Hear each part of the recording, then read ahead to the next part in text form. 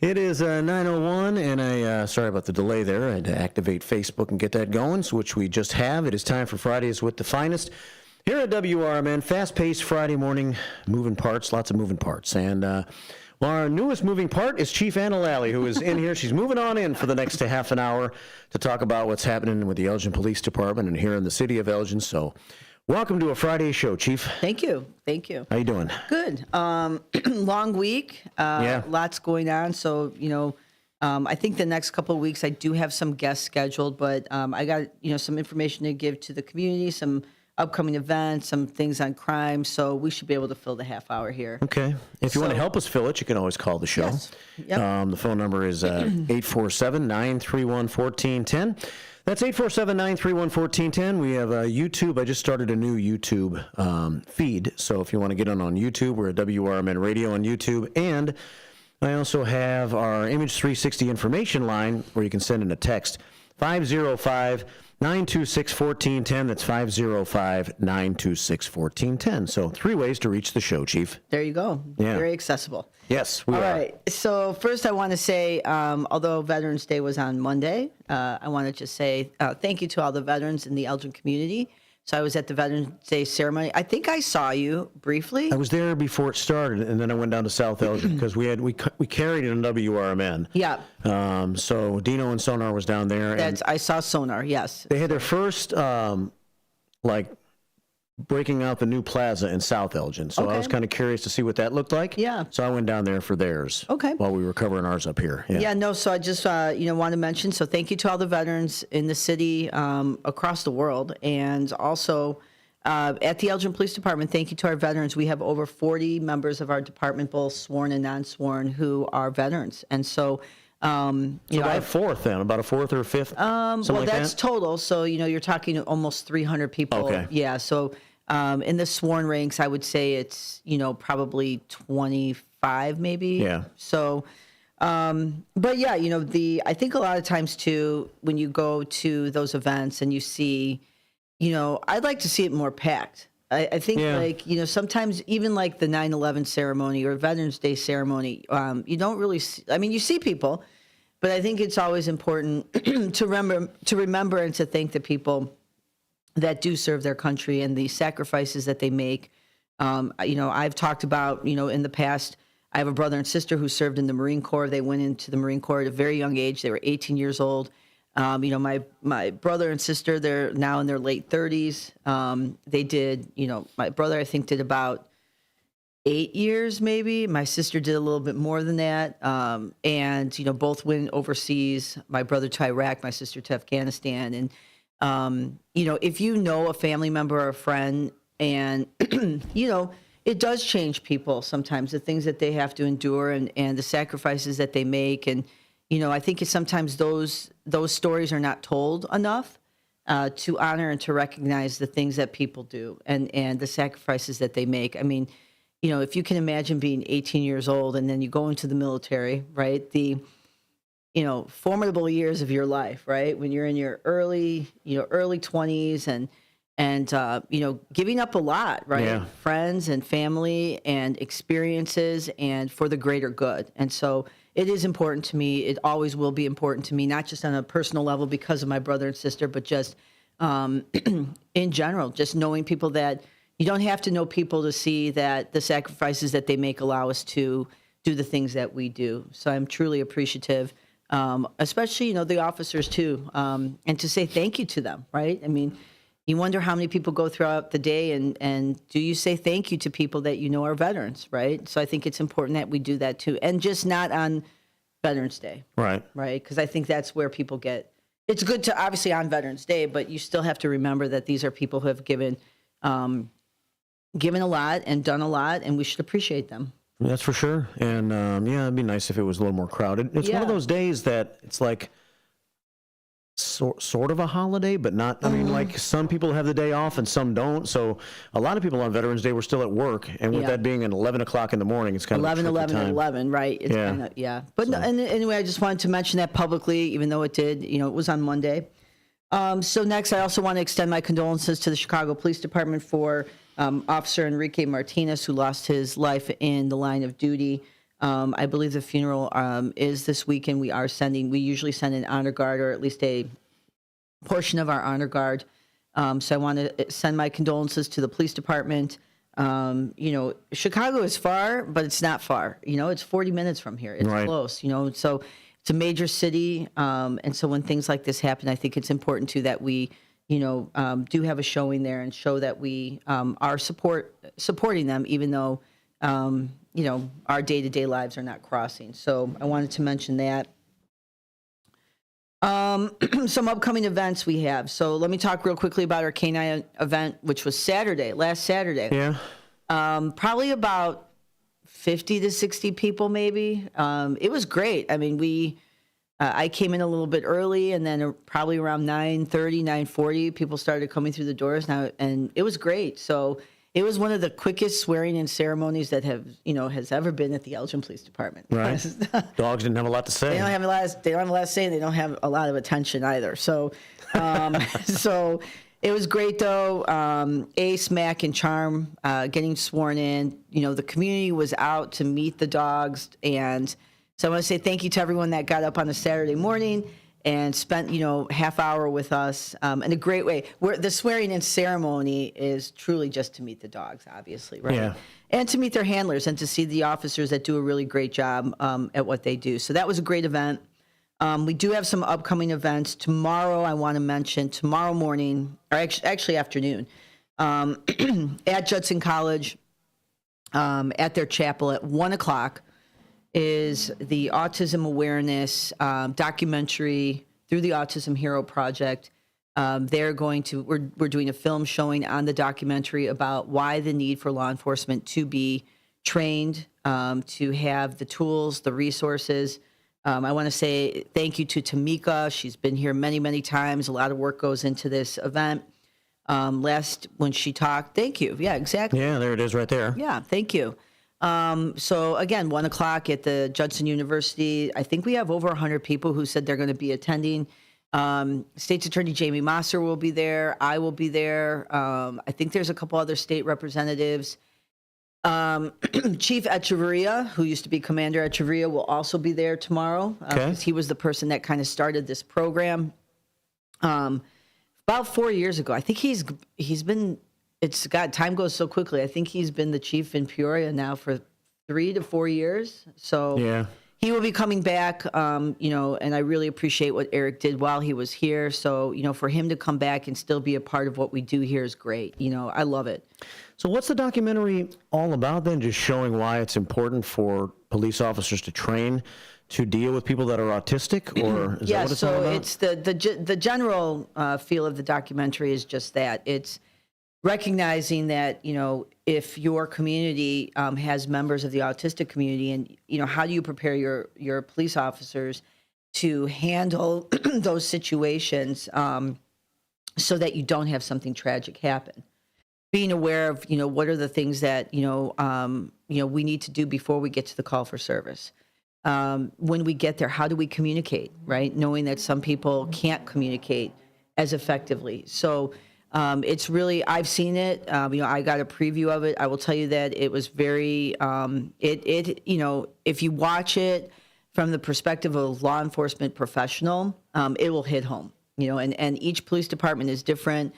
Tamika asked us to partner with her, and because we've been doing a lot of this stuff for 4 or 5 years. So, it's about a half hour, 40 minutes, and then we're going to have some Q&A and some panel discussions. And so if anyone can make it out, it's a couple hours, so it'll be a good event in the middle of a Saturday. It's not too early. It's not 10 o'clock. Right. But it's going to be a great event. And as we lead into Autism Awareness Month, which will be in a few months, I mean, we're almost in April, and we're almost there, but we start promoting that usually in February, March. So, so thank you, Tamika. Thank you to the Autism Hero Project. Thank you to all the officers. And for all the community members that are going to come out tomorrow, truly, especially if you have somebody, a loved one in the autistic community, we want people to come out. We also want people to know what the Elgin Police Department, what we do, and that we are receptive and responsive. And we're always in a learning culture, right? Trying to see what can we do better, how can we do better. It was a lot of education, and especially our first year when we did the event, we had that first year we had Jenny McCarthy come here, and she brought her son, and then the past couple, it's just gotten bigger and bigger and bigger. Community partners. Last year it was, it's a huge event. Yeah. So, and then we also have a Coffee with the Cop coming up on November 21st, which is next week, right? Yeah. It is, yeah. Okay, so it's the next Thursday. Next Thursday, 8:30 in the morning at Golden Skillet on West Chicago Street. We will be hosting a Coffee with the Cop. So come on out, have a cup of coffee with us. Thank you very much. There you is go. in Spanish, yes, right? in Spanish, Café con los Policías. So Nice. if you have a little bit of time, come out and talk to some of the officers. I'm going to try to make this one depending on my schedule. But that's a nice little event. And then our major event, which will be on December 7th, which we have not advertised just yet, will be our open house. So December 7th, it's a Saturday, between the hours of 10 a.m. and noon will be our open house. And so that's truly just us. On December the 7th? Okay. And it's not a Christmas party, though. It's just a police station open house, right? Yeah, we do our open house. We've done it for many, many years. We invite the community in just to really kind of know, who we are. We'll have some canine demonstrations. We'll have a bunch of our special division groups, our Trone team, CCSU. We're Christy is in the planning phases now, so I think we're trying to do some interactive things as well. So we usually have the simulator available for people can try that out. So there's a lot of stuff that goes on. So more to come on that, but I wanted to just let everyone know because this is a time where it just gets really busy on the weekends, right? People have holiday events, they're going to parties. Yeah. Or some people are just like, I'll see you in January, right? Like, I don't want to see anybody. I don't want to do anything. So I wanted to mention all those things. I want to talk about some crime-related things that happened this week. Yeah. Before that, though, I'm surfing around on your Facebook page now. Look at this picture I found. This is of what you had talked about, the swearing in last Saturday, and there you are. And there's 3 of the of the new canine dogs, right? Yep. That are Ace, Mac, and Charm. Yep. Ace, Mac, and Charm. We couldn't get Charm to Ace and Mac. Were looking forward. Yeah. Charm was just in her own little world there. She was enjoying your knee. Yeah, she was. Exactly. So, yeah, it was a great event. It was a lot. When you see the thing, too, about that is I was talking to some community members just about other things, right? So other things were coming up. So it's a great way just to kind of have those connections and people tell us their concerns about some stuff. So, yeah, great event. There you go. I like your little interactive. This is great. I'm having fun with this. I know. I love it. I think it's good. I just started on my show in the last couple of weeks emphasizing that people, if they're out and about taking pictures, people love taking pictures these days, and the cameras have gotten so good on people's phones to just send them to our YouTube, and I'm kind of having like show and tell as a part of my morning show now. I like that. I think that's great. People have to be watching on YouTube, though, because if you're listening on the radio, it doesn't have the same effect. Sure. But, no, but that will hopefully push more people to YouTube. I think it's more interesting, right? More visual representation of what's going on. So just make sure you put up the right pictures. That's all. Right. All right. So let's talk about some things that happened this week. So I want to talk about an incident that happened on Tuesday. So shots fired. Let's start with that first, which will tie into this. So year to date, we are at 61 incidents of shots fired data. The most recent incident being November 12th. So November 12th in the 400 block of Douglas, about 1:45 in the afternoon, 1:46 in the afternoon, we had a shooting occur. A male victim was subsequently taken to a local hospital. While detectives and officers are in the process of investigating that incident, it led us to the 300 block of Silver Street at a residence there. And our SWAT team ended up coming out there. Which is several blocks away. It's on the other side of the river. Yes. Silver Street is. And the incident took place at 400 block of Douglas. Yes. Which is like Douglas and Summit. Somewhere. Around that area, yes. Okay. So the only information that I'm going to give at this time is just that. We are still investigating this case. We had a large police presence out in the 300 block of Silver Street. We were there for a couple hours. Our SWAT team was out there, our armored vehicle.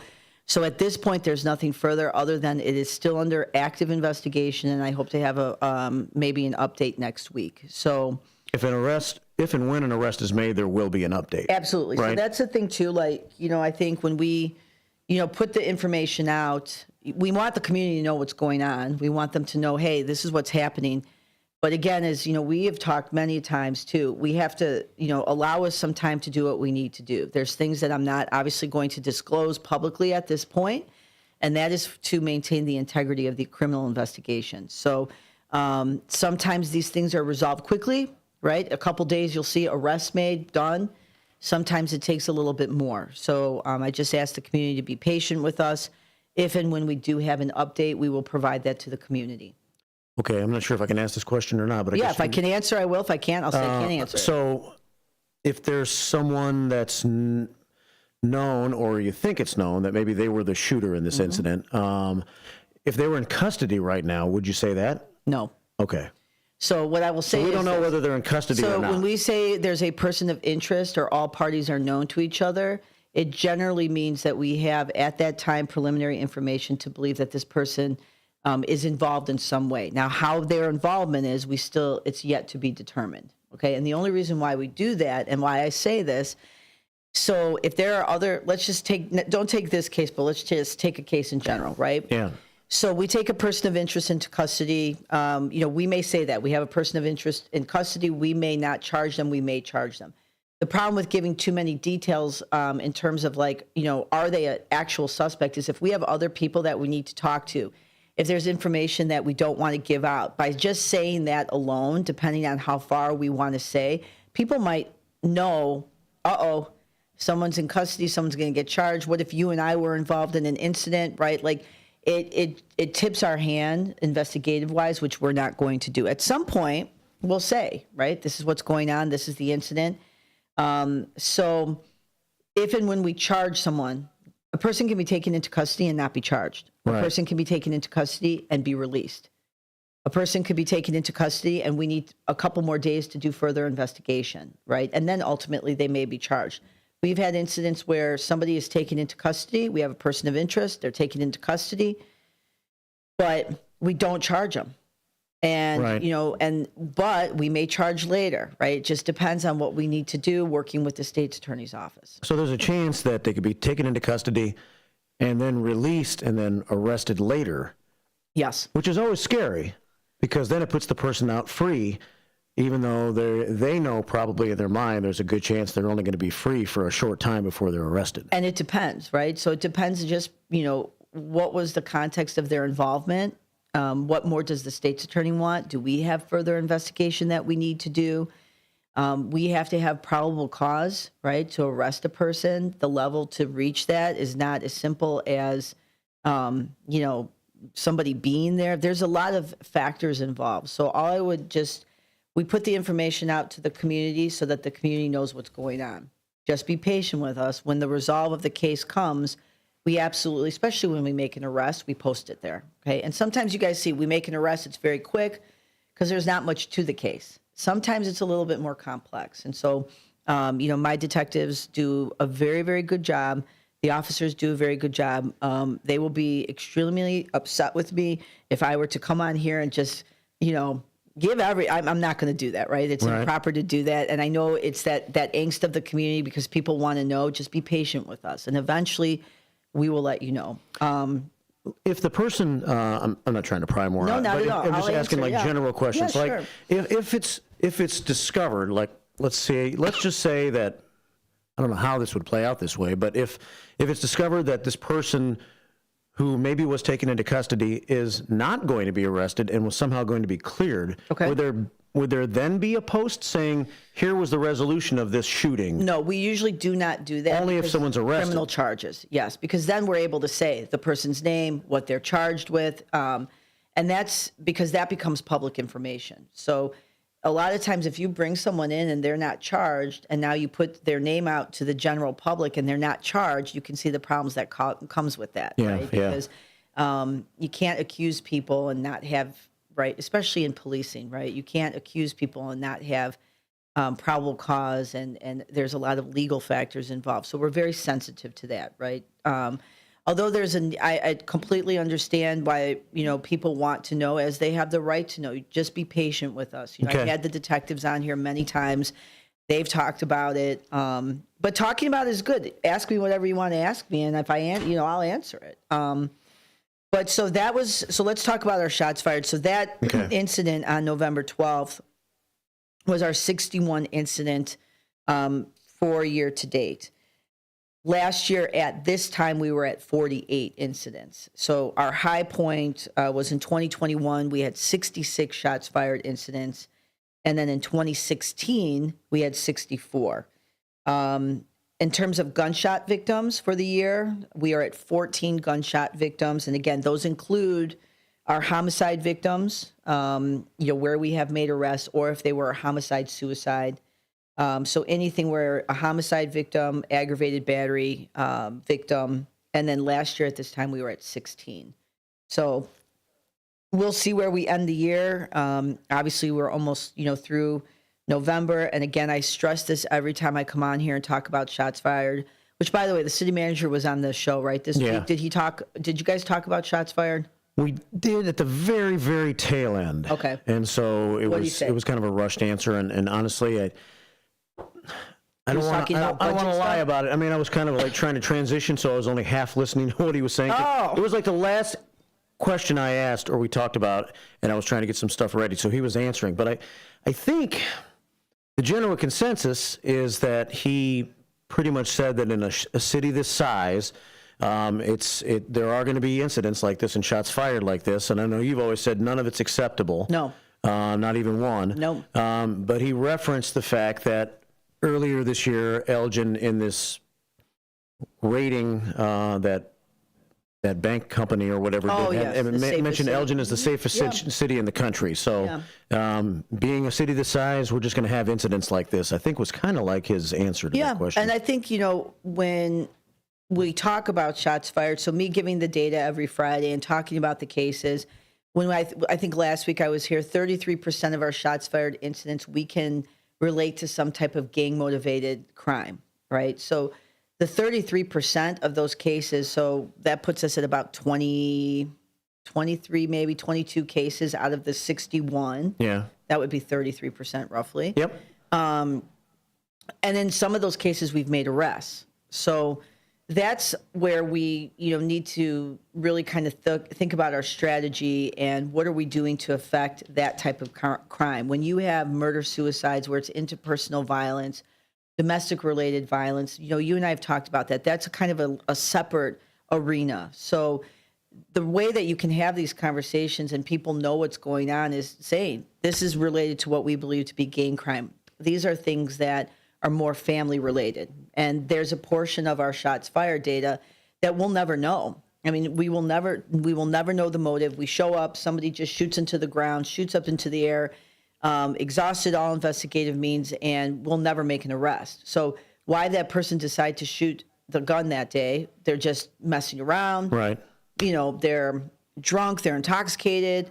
They, who knows, right? They're shooting at a house that they might have conflict with. But usually those cases where if a house is struck or something is struck, it gives us a little bit more to work on, right? So we can kind of say, okay, who lives in this house? What's the conflict going on? But just a random shell casing in the street with no video evidence, no witnesses, no one coming forward, those will remain unsolved, right? Unless somebody says, I did that, it's me, right? So it's important to me that we talk about shots fired data. I always say 0. It should absolutely be 0. That is the gauge of where we need to be. I will continue to say that. The officers work very hard. The detectives work very hard. It is a priority in the department.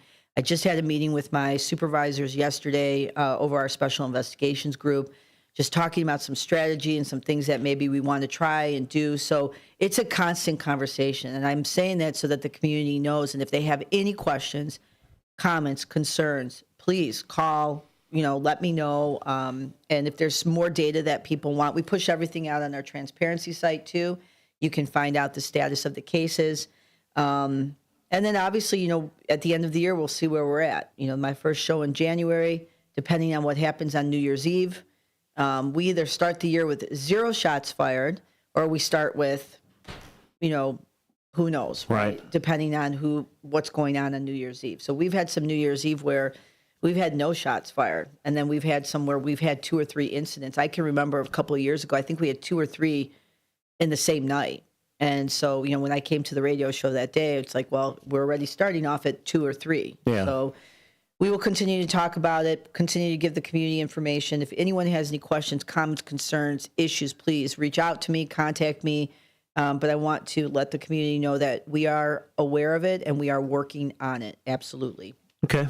Then I only have a couple more minutes left. So I think the only other thing that I wanted to mention, I talked about our events. We talked about the shots fired. I think that's pretty much it. So Well, we had that one incident also yesterday or the night yes. before. So let me quickly talk about that. So there's a death investigation. So again, anytime a person is deceased, it's a death investigation until the coroner does an autopsy and rules the cause and manner of death. So that is the coroner's duty to do that. So at this point, so yesterday, or it was not yesterday, the day before. Wednesday night, yeah. Wednesday night at around 11 o'clock at night, we responded to the 700 block of Jefferson Avenue. That was a report of a physical altercation inside of a residence. And then when officers arrived on scene, there's an adult male subject, subsequently pronounced deceased on the scene.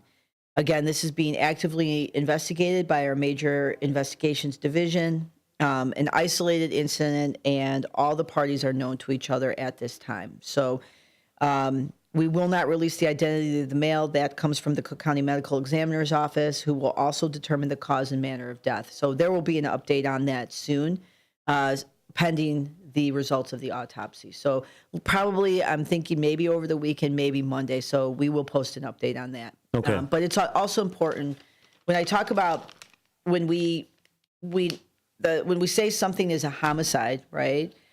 A death investigation could be anything from accidental to a homicide to a suicidal to, like I said, accidental, right? So there's or unknown people or a medical condition. So until we get that information from the coroner's office, we're still actively investigating. Once they make that determination, that will direct the course of the investigation. But we will put an update on that when it becomes available. And that was in the 700 block of Jefferson. Yes. And so I assume that's in Cook County. That is Cook County. Okay. So we have to wait for the Cook County Medical's office. And Cook County and Kane County operate very differently. There's a lot of, we have a most majority of the things that are happening are in Kane County. So, we do have good relationships with Cook County too, but here in Kane County, we personally know the coroner, the state's attorney. So a lot of times it's an easier process. Cook County, sometimes there's a lot of phone numbers you have to call and finally, right? So but it's Cook County's, they have Chicago. Pretty big. It's pretty big, right? So Yeah. there's a small portion of Elgin that we do have to sometimes work in Cook County, and it is a little bit different. Yeah. So, but other than that, I hope everyone has a good weekend. Remember, tomorrow, 1 o'clock at Judson University, if you can come on out. And then the next couple of weeks, I will be here. I think I'm going to be bringing some guests on. And again, I will continue to talk about shots fired data, updates on crime. If you don't follow us on Facebook, please do. If you don't want to follow us on Facebook, check out our transparency site, which has all the information. And there's that as we get down to the thank you. That's 3 different things you can press play on, I guess. And Yes. And you can find out different ways of using the transparency site, right? Exactly. Yeah, thank you. I like this. I'm enjoying doing this. Yeah, it's good. Really good. So that's on the Elgin Police Department Facebook page. Learn how to use the transparency site so you can get a little more information about things that maybe you're wondering about in your neighborhood. All right, Chief, thanks. Thank you. Have a good weekend, everyone. There you have it. That's Chief Anna Lalley, Fridays with the Finest today. Stevie T is right around the corner, and the first shift continues with the Senior Community Spotlight Show coming up next.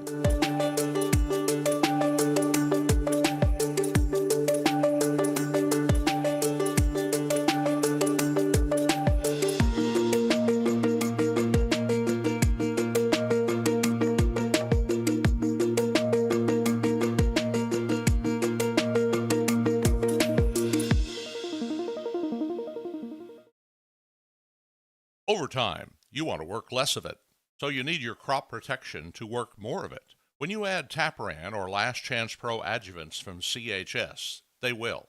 Designed for maximum efficacy, Last Chance Pro improves the uptake and translocation of herbicides, while Tapran helps activate herbicides for better performance against tough-to-control weeds. Ask your local CHS retailer how Tapran and Last Chance Pro adjuvants can put your crop protection to work. Rooted in their family Mexican history, churros are made daily with love. Churros and Chocolate at 2533 West Algonquin Road has churros made from family recipes with care and fresh each day with delicious fillings. There's also the Frida Cafe where you can relax and catch up with a friend while having a warm drink. Try Churros and Chocolate specialty churros, the churro sundae, or take home a churro cake. Visit churros, the letter Y, chocolateinc.com. Now available on Amazon.com and BarnesandNoble.com is the book called DUI Jury Trial, which is the true story of a truck driver in Illinois who was charged with driving under the influence of alcohol. Not only was he facing a revocation of his driver's license, but also a lifetime disqualification of his CDL, which would prevent him from ever driving a semi-truck again. This book includes backstories of the truck driver, the lawyers that defended the case, and the DUI expert witness who analyzed the case and then testified at trial as to the proper protocol procedures of the field sobriety tests as well as the breathalyzer test. This nonfiction novel also includes the actual court transcript from the jury trial, a courtroom showdown in which the final verdict would determine the fate of the defendant's livelihood. The book DUI Jury Trial is now available on Amazon.com and BarnesandNoble.com. Come on out to the Country Donuts, that is, at Route 20 and Nestler Road. They're always open. Donuts are made daily using only the finest ingredients to ensure freshness. Their huge variety of donuts offers something to please everyone. Country Donuts doesn't stop at offering you the best donuts. Enjoy a delicious breakfast sandwich or stop in for lunch and try a bowl of their famous chili. Need a larger or special donut order for your office? Call 847-488-1900. Join me, your host, Michael Francis Tuman, on my radio show, Chief Guard of the Republic, where we talk about all things national security and defense. Other topics will include personal security, safety, and dealing with law enforcement situations. Call in, ask me questions. I will get you answers. Every week, Saturday, noon until 1 p.m., here on Fox River Valley's 1410 a.m. WRMN Elgin.